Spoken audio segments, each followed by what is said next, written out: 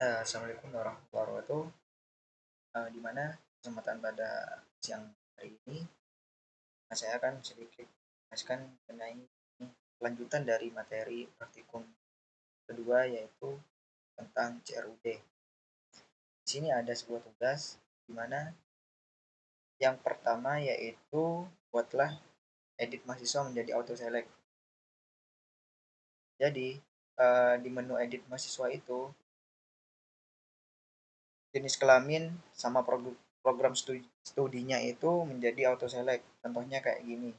Ada informatika, sistem informasi, sama industri. Begitupun juga sama jenis kelaminnya yaitu ada perempuan dan laki-laki. Kita masuk ke program.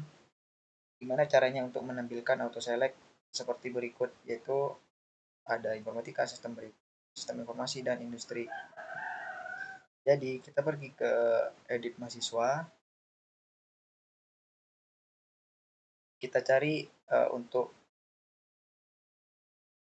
pengisian form itu sendiri yaitu ada di program studi.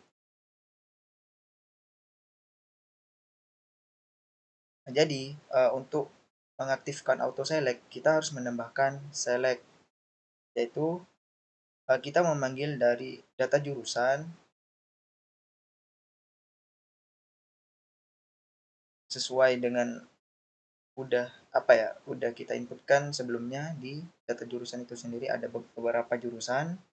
Ketika sudah kita inputkan ada berapa jurusan, kita pakai sebuah loopingan yaitu while untuk menampilkan semua atau menampilkan setiap urutan barisnya dari jurusan tersebut.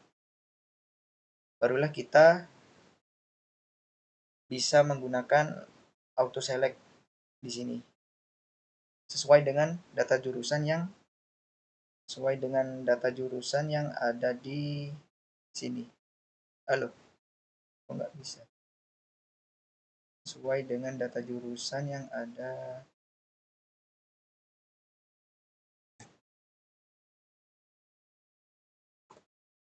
Sesuai dengan data jurusan yang ada di sini. Jadi tadi itu auto selectnya itu ngambil dari data jurusan yang ada di sebuah database yang bernama tabel jurusan. Selanjutnya yaitu tugas yang kedua, buatlah pengecekan data NIM. Jika NIM sudah terdeteksi di database, maka form otomatis tidak bisa diinputkan. Jadi untuk tugas yang kedua yaitu apabila kita ingin menambahkan data dan data tersebut sudah dipakai atau digunakan di salah satu data di mahasiswa, maka tidak akan dilakukan eksekusi atau penyimpanan data tersebut. Jadi coba contohkan, kita tambahkan data, kita duplikatlah NIM-nya, kita tambahkan data, masukkan di mahasiswa, nama, lahir, laki-laki, informatika, simpan data. Jadi apabila kita sudah menggunakan NIM dengan NIM yang sama ataupun NIM yang udah diinputkan yang ada di tabel mahasiswa, itu tidak akan dieksekusi. Karena apa? Karena NIM-nya ada yang duplikat atau sama. Ada muncul notif yaitu NIM sudah terdaftar, gunakan NIM lain. Itu kita bisa menggunakan dengan NIM yang berbeda. Coba kita menggunakan NIM yang berbeda. 22 itulah sama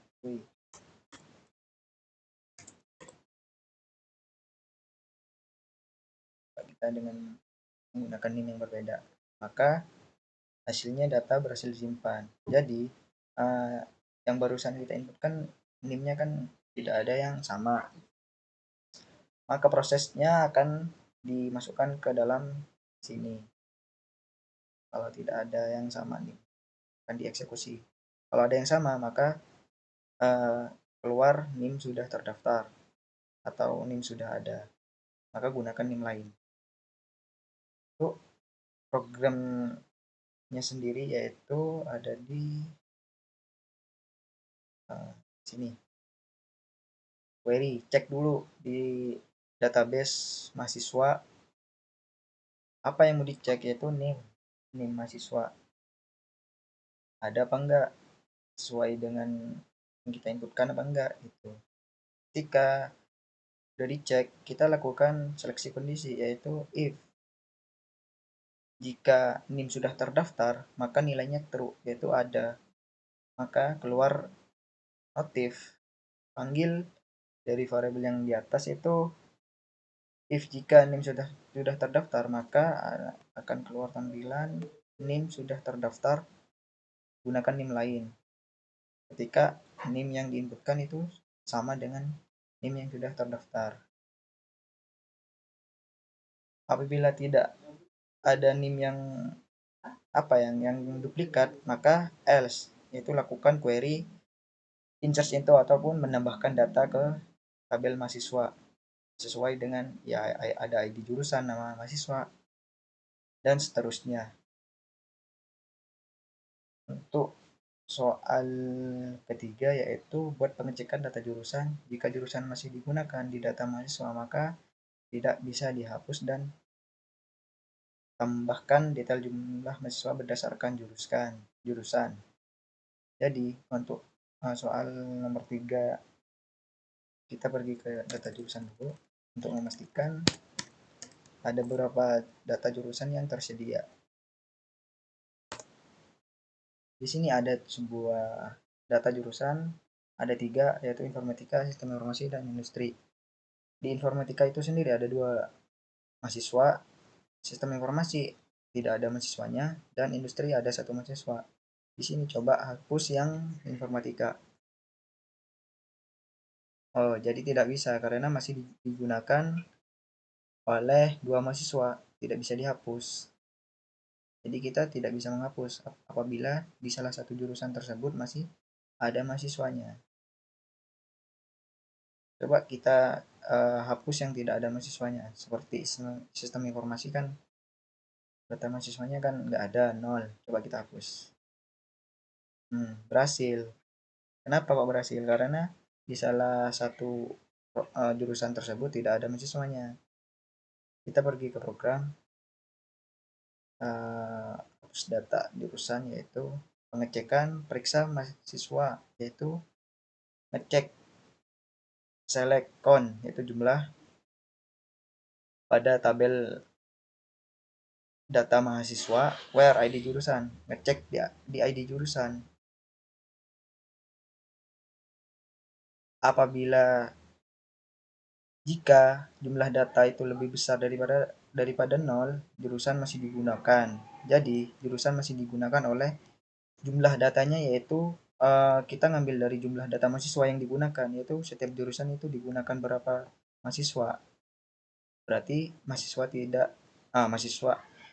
berarti tidak bisa dihapus untuk jurusan yang masih ada mahasiswanya. Jika tidak, maka delete from data jurusan where ID jurusan. Jika tidak, maka kita melakukan query eksekusi dari tabel data jurusan. Dari tabel data jurusan, apa yang mau dihapus itu ID jurusannya. Apabila ini tidak ada mahasiswa atau mahasiswanya itu 0. Terus lanjut ke soal nomor 4. Jika jurusan ditambah, maka dashboard juga akan bertambah detailnya. Jadi untuk lebih jelasnya, yaitu ketika kita melakukan penambahan jurusan, misal akuntansi, kita tambah, data berhasil disimpan, maka di dashboardnya itu otomatis bertambah akuntansi. Kita coba ke dashboard.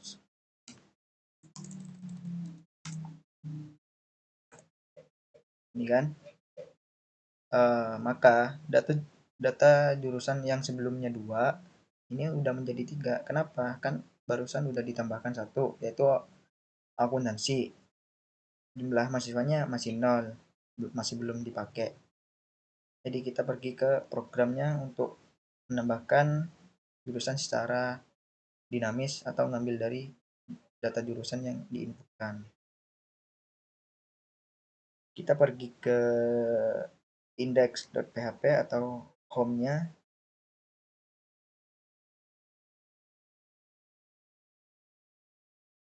di sini. Nah, fungsi untuk menambahkan jurusan baru, yaitu ada sebuah function di mana tambah jurusan, yaitu ngambil dari nama jurusan apa yang mau ditampilkan, query insert into, yaitu tambahkan jurusan ke ke tabel data jurusan. Apa yang ditambahkan itu nama jurusan, value-nya apa, yaitu nama nama jurusan itu sendiri.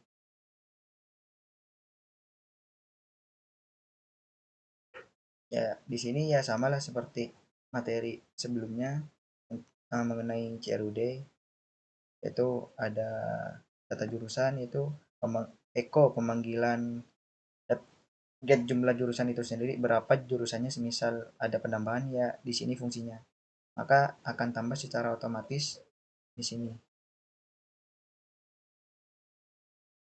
Nah, ini samalah seperti uh,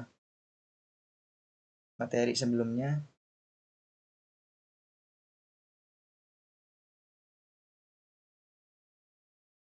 Ya itulah kurang lebihnya penjelasan dari saya. Mohon maaf. Assalamualaikum warahmatullahi wabarakatuh.